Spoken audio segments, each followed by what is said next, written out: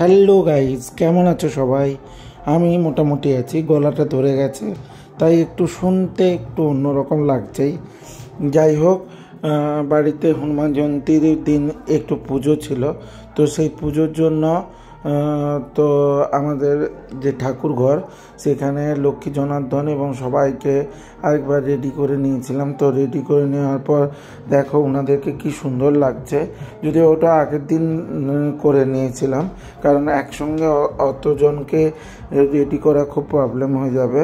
তারপরে পুজোর জন্য ওই দিন পুজোর জন্য রেডি হয়ে গিয়ে পুজো করেছিলাম। তো তার পিক একটু ক্লিপ নিয়েছি। তো তারপরে হনুমান জয়ন্তীর দিন আমাদের ছোট্ট যে বজরংবলী আছে, তো তাকে প্রথমে স্নান করিয়ে নেওয়ার পর তার গায়ে কুমকুম লাগিয়ে দিচ্ছি। তো কুমকুম উনি খুব পছন্দ করে, তো আমি লাগাইনি, আমার ছেলে মেলে লাগিয়ে দিচ্ছিল। তো ওদিন একটু বাইরে যাওয়ারও ছিল, তো তাড়াহুড়োও ছিল আমাদের একটু বেরোনোর। তো তার জন্য আমার ছেলে বেশ কিছু রেডি করে দিচ্ছে। তো ওনার জন্য মালা টালা কিনে নিয়ে চলে এসেছিলাম অনেক আগেই।